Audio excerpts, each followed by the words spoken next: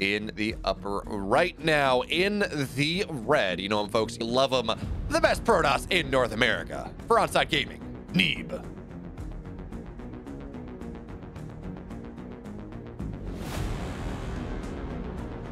And over here in the blue is opponent from License to Kill, with a little bit of a cheeky Rex in mind, and in play, it's binski.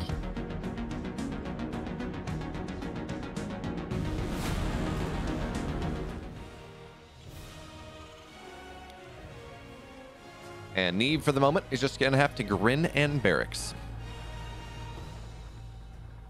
Yeah, this is not even remotely as hard eating as Masa double proxy and triple proxy. Oh, we might even argue. Still. Yeah, we might even argue that this is just a standard build. The single barracks proxy reaper, yeah, it's pretty standard, not gonna lie. It should not surprise anyone that this is happening. The only question really, and in Neeb's mind as well, is where is this barracks? Is it kind of outside of binski's natural? Is it on the other side? But the SCV, there we go, yeah. It's more than just the proxy reaper, and in fact, it's not a proxy reaper at all. I like this a lot more than just a couple proxy barracks. Yeah, it even plays a lot with mind games. Like as you were saying, like this is something that we've seen a lot. The one Rex with the proxy reaper, just to get it a little bit faster. Having the two refinery, showing basically that you're not really chasing because you have gas. And you know what? That gas went into something else. That it did. We're gonna have to see what exactly it goes in for. The longer it, as you said, the longer it waits, with the longer Neeb waits and the Reaper does not show up, the more he's maybe thinking that this is something just a little bit different. The question is whether he will be able to figure out exactly what it is, and also when we figure out what exactly sort of pressure binski's putting on, because from what we've seen right now, it actually doesn't tell us a ton. But okay, interesting.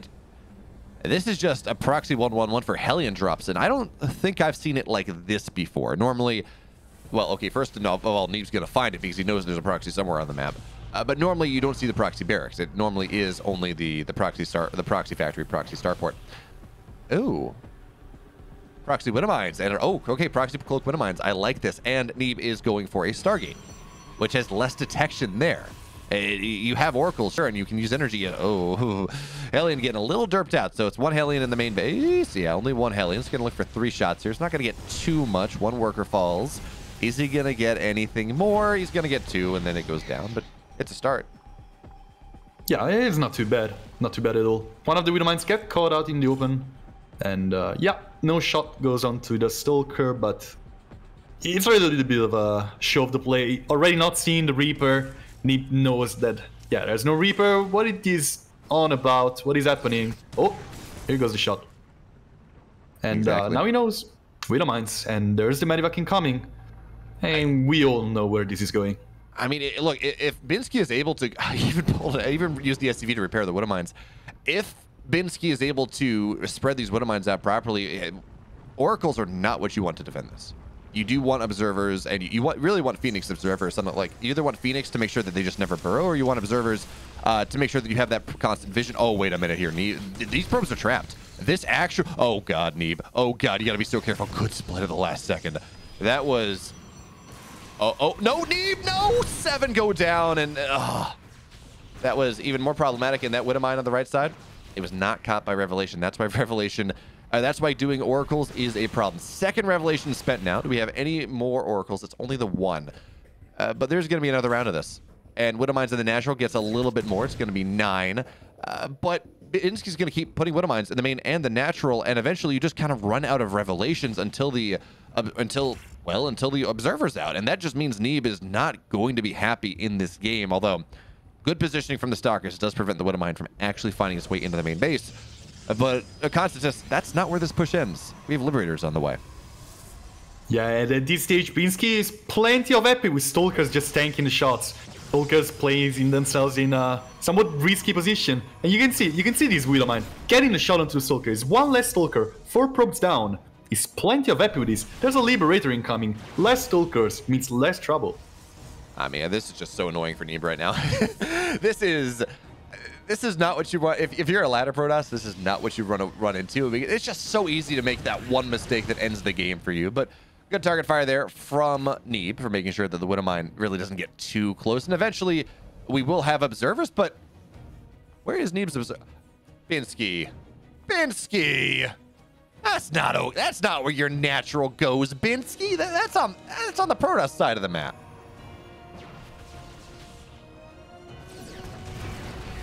Yeah, that another Widowmine shot on top of another Stalker. The Liberator is getting to... Oh my god, there's nothing to defend this in natural. Well, Binski going to the main. I guess he wasn't paying enough attention because he was too busy taking his natural.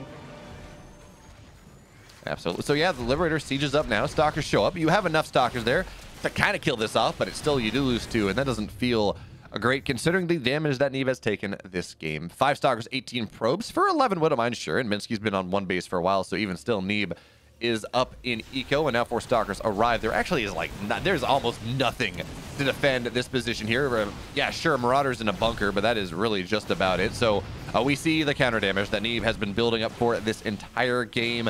We want the Oracle to maybe do a little more, not just kill a gas. It's not the best thing. And on the other side, what is killing so many probes of Neeb? That is Widowmines. Okay, Widowmines ran in the natural. They got a lot more Liberator in the main as well. This game is bonkers, and now we're going to see a bunch of Stalkers die because Neeb was distracted. I really like this approach from Binski. It's still 40 workers to 25. Neeb still has an army supply lead. Yeah, his tech is maybe not the best, and maybe this extra base on the bottom side may do enough to keep Binski in this game, but it just feels like while Neeb has taken tons of punches, he's pulling the rope it up. He's just sitting there against the ropes, letting Binski tire himself out with punches, and then he's going to go back and hit the one haymaker that ends this game.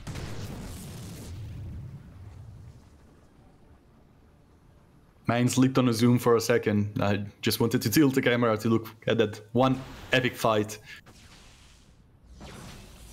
Oh, well, finally we do get rid of this. That has been dealing outstanding amounts of damage. And I wanted to ask you something, like this third command center going up a little bit too, I don't know what to say, early. What do you think about it? And what do you think about this Oracle killing the whole economy of Binski? I can tell you it's not good for Binski. In general, getting that third base, or what Neeb right now believes is the natural, is, I mean, you want to get it decently timed. You want to have that idea that you can say, oh yeah, absolutely, Neeb, I'm on 1 base, don't worry about it. Meanwhile, you do have that base on the north side, but he's only muling off this. He's not gotten any SCVs over there. He's really not finding insane value from it, even though he does have the 3rd CC. The factory falls, starport as well. So he's going to have to, eventually the starport's going to fall, I think. So he's going to have to rebuild a lot of his tech on the other side of the map. Losing the starport means no Vikings for the Colossus that are going to come out, which means, again, it's difficult to fight the army of Neeb. But I'm not even sure Neeb lets him get there. We see sentries warping in, or whatever he can afford, as Colossus now join the fray. We have 1 just about right now. Pylons go down as well. This is... Neeb is about to go kill Binski, and I don't know that there's much he can do about it. Yeah, absolutely not. Xenothermal lance incoming. Like, this is rough, man. I gotta say, though, I do like the idea for Binski as this bio just kind of runs down. Force field on the bunker to make sure it can't complete. He'll love to see it, but it looks like it will complete anyways, and that just means that Binski's death is a little bit longer here. 18 SCVs to 55 probes, 8 army supply, down to 6, down to 5, down to 4. I like the ideas from Binski, right? That was a cool build. It was a much better way, I think, you deal with... Oh, are you still here? I am. Oh, I lost your camera. Yeah, I am... Well, never mind. I had a little bit of a crash on my left screen. There we go. You're back. Fantastic. Hi, everybody. So yeah, I like the idea there from Binski. You do something really weird. You don't just 3 racks into lose. You do something that is weird that's harder for Neeb to figure out, and Widowmines are always a win chance. But we're also seeing why Neeb is the top Protoss in North America, or maybe Stray has a claim to that title, but certainly one of the top players in North America. He doesn't lose to stuff like this. Not to players of Binski's caliber. And Akon, that's not a slight at Binski. It's just, I mean, he's Neeb. Yeah, like... Again, you were talking about how you did like what binski was doing. This was actually such a cool build, such a cool effort, such a cool way to shake things up, such a new way to see this matchup. And for a moment, I was like on the edge of my seat and being like, can binski actually capitalize on this? The answer sadly was no, but it wasn't really as one-sided as they made it look like in the end of this game. I'd say it was pretty one-sided because binski didn't develop his economy well enough after that. He got a lot of damage, sure, but when your opponent is like... He needed to get more. He needed to get way more. Exactly. So he held it off and did, again, I think it ended up looking just about as one-sided as it was. But folks, Hardwire is our second map. Does binski have another weird build? I don't know. Let's find out.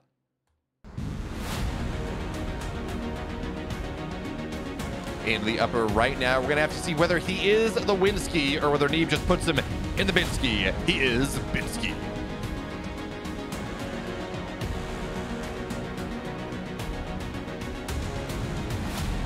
Here in the red, looking for the double up. And you get it here on Hardwire. From team on side, it's Neeb. Yeah, it turns out economy is kind of important in StarCraft 2, huh? You don't say. It's not the one of the most common sayings. Says more stuff beats less stuff. It's indeed very true.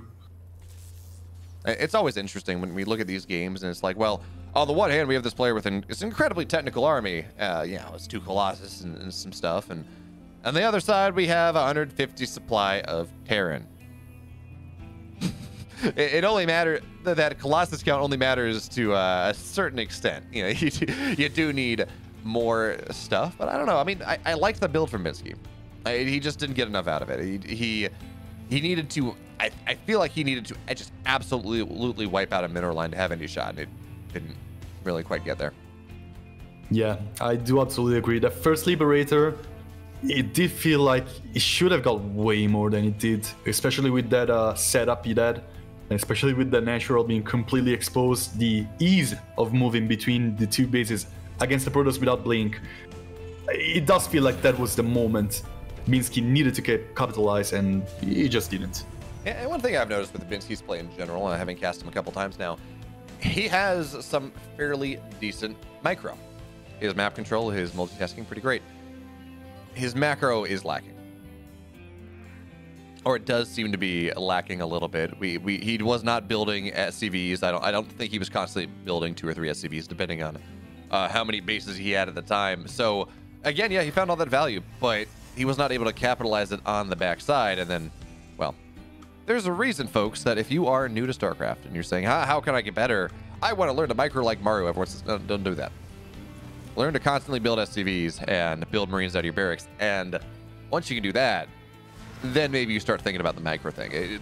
Being able to manage your economy and your production properly is by far the most important part of StarCraft. And even at the highest level, it's what can separate the good from the great. I mean, I think back to Flash's brief, the summer of Flash before he went back to Brood War, where he looked so good. And he was just, even at the pro level, his macro was just so much better than everyone else's. That didn't really matter that his micro was maybe not, a Maru or a Beyond or something. Yeah, you make a very fine example. Like in Maru is people watch Maru and see, oh my god, this guy micro like man. How does he keep winning these fights? He has absolutely no way in winning. And then you see him lose 30 Marines and replace them like he lost nothing. The real strength, it's about replacing those lost units like they are nothing. It's not about how many Marines you can trade. It's all about how many you can replace after you lose them. So we're gonna have to see whether A, Neeb is gonna remove some SCVs, and B, how binski is going to be able to replace them. So for now, what was that? A barracks getting delayed just a little bit, but Oracle runs back. It says, "Oh, Cyclone, scary. Don't want to do that. Run."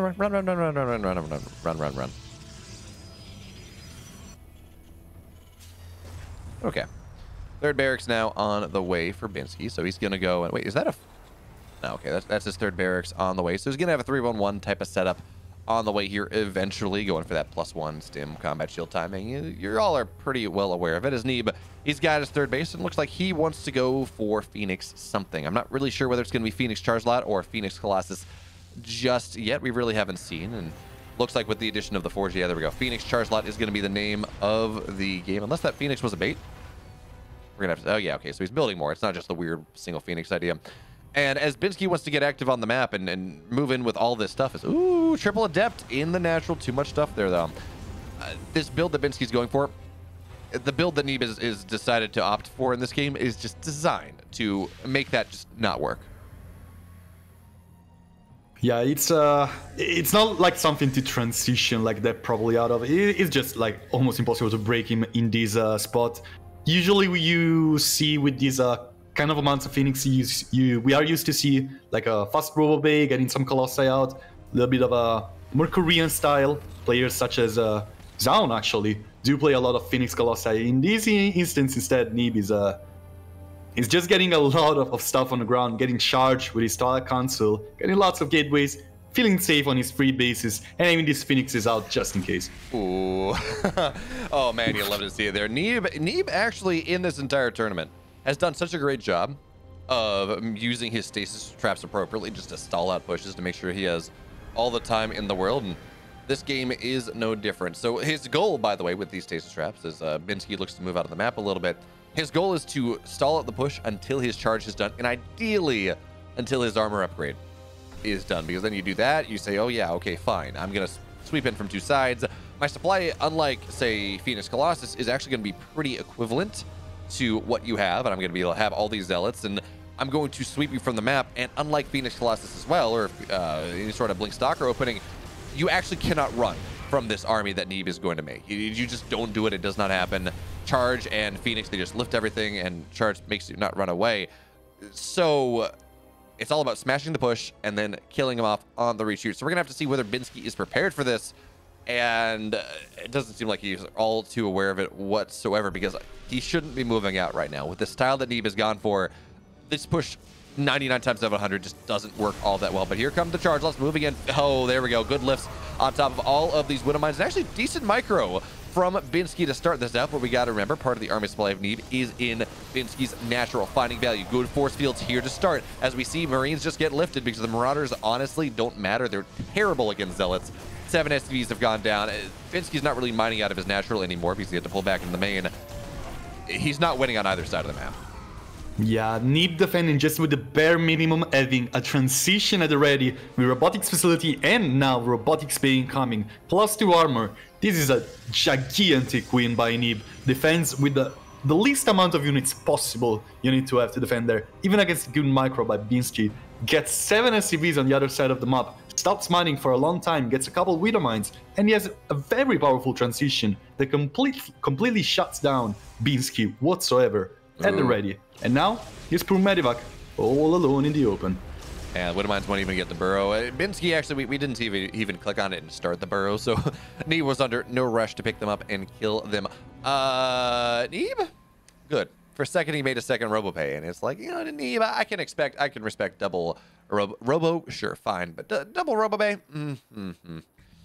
It's not what you want, but +2 armor, halfway done. Neeb is actually up 30 army supply over a Terran. That really is not something that really happens in this game.